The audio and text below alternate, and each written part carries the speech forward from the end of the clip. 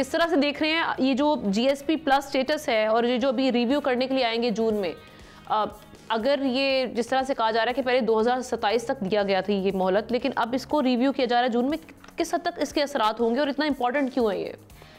देखिए ये इम्पोर्टेंट तो खैर एज अ होल कंट्री के लिए है, क्योंकि जीएसपी प्लस का जो है फायदा एक्चुअली फायदा इसलिए भी नहीं हुआ कि अगर आप देखें तो हमारी टेक्सटाइल बरामदात कोई 14 साढ़े 14 अरब 12-13 में ही पहुंच गई थी। तो 14 से लेकर आज तक जो है वो हम 16 अरब पे पहुंचे हैं सिर्फ 10 साल में। इसमें कुछ अच्छे पीरियड आए, कुछ खराब पीरियड आए, और अब अगर आप देखें तो ये जीएसपी प्लस का सारा फायदा तो हमारे सप्लायर्स उठा रहे हैं। मुल्क में यान की पैदावार बर्बाद की गई है, मुल्क में कॉटन का सत्यानाश कर रहे हैं।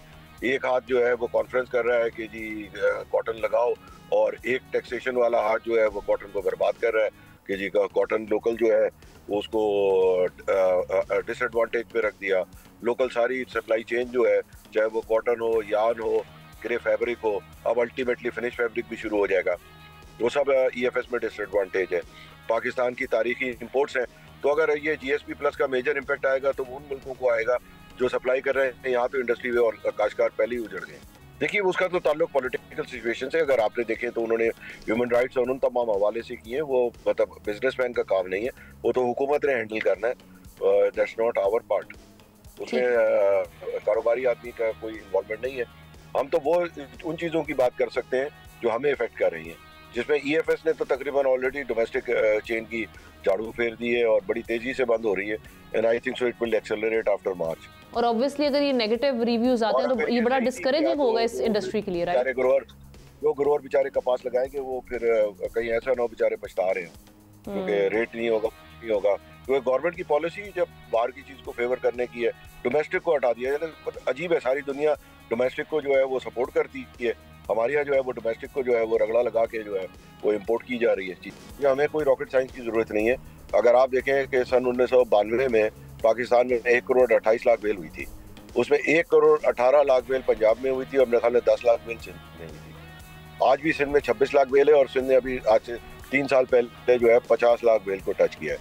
तो सिंध की पैदावार तो 3 से 4 गुना 5 गुना बढ़ गई, कभी 5 कभी 3 उस बेस से। अगर आप देखें पंजाब जो 1 करोड़ 18 था वो मरकब के 25-26 रह गया। तो it's not basically Pakistan problem, it's a Punjab agriculture problem, कि जहाँ पे जो है वो फसल 1/4 रह गई है। तो सिंध में तो आप देखें माशाल्लाह, आप 2092 से अगर बेस बनाते हैं तो सिंध तो 3 गुना बड़ा है, राइट? तो अभी गवर्नमेंट को फौरी तौर पर क्या करना चाहिए कि ये जो यूरोपीय यूनियन वाला मामला है, इससे इसकी वजह से जो एक कंसर्न्स पाए जा रहे हैं, देखिए तो आप अगर उनका चार्टर देख लें, जिन चीज़ों पे उन्होंने एतराज़ात दिए वो तो सब पॉलिटिकल और ह्यूमन राइट्स और तमाम चीज़ों से रिलेटेड है। उसमें बेचारे बिजनेस में तो बहुत कम पॉइंट्स होंगे कंप्लाइंस वगैरह के। तो बिजनेस तो ज़्यादातर कंप्लाइंट ही होते हैं जब भी वो काम करते हैं उनके, वरना वो जो रिटेलर्स है वो ऑर्डर ही नहीं देते नॉन कंप्लाइंट को।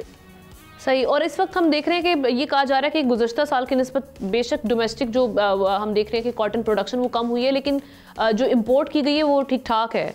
उसमें हम देख रहे हैं जिनिंग फैक्ट्रीज में कॉटन नहीं है। मैं आपको बताऊं बीबी, ये तकरीबन जो है वो 30 लाख बेल का तो सिर्फ धागा आ गया।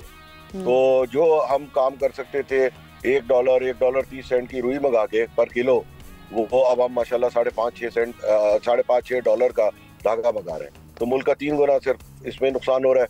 इसी तरह कपड़ा भी शुरू हो जाएगा, उसमें नुकसान होगा, जस्ट बिकॉज के जो कोई इसमें जो है वो IMF में हमारे बकौल वो डल गया था और हम उसको ठीक नहीं करा पाए। तो इस हवाले से गवर्नमेंट के साथ आपकी बातचीत हो रही है सिलसिले में? आपने अपने कंसर्न्स? जी, वो बातचीत होती रही है। मतलब जब उन्होंने 90% पे लगाया था तो उन्होंने कोई बातचीत नहीं की। 10% लगाने के लिए बातचीत दोनों तरीके से हल हो सकता है ना, या तो लोकल को सप्लाई चेन में लाएं या इंपोर्ट को जो है वो उसको जो इंपोर्ट हो रहा है उसमें भी सेल टैक्स लगा के रिफंड दे दें। वो टैक्स थोड़ी है, वो तो देंगे और लेंगे, जैसे हमें लोकल में कहते हैं कि आप दे दें आपको रिफंड तो हो जाएगा, इसी तरह वहाँ पे भी दे दें रिफंड हो जाएगा, वो टैक्स थोड़ी लग रहा है। मगर उस 10% के लिए हम 7 महीने से बात कर रहे हैं, और जब 90% पे लगा तो हमने 7 मिनट बात नहीं की थी, हमें सिर्फ बताया गया था, हमने बात की थी और इट वाज काइंड इनफ, हमारे जो मिनिस्टर ऑफ फाइनेंस ने उस वक्त एग्री किया था। उन्होंने असेंबली के फ्लोर पे जाके कहा कि मैं इस एनोमली को दूर कर रहा हूँ, एंड देन आज 7 महीने हो गए, वो कुछ भी ना दूर हुआ ना कुछ हुआ। सब्सक्राइब करें और बेल दबाएं ताकि कोई खबर रह न जाए।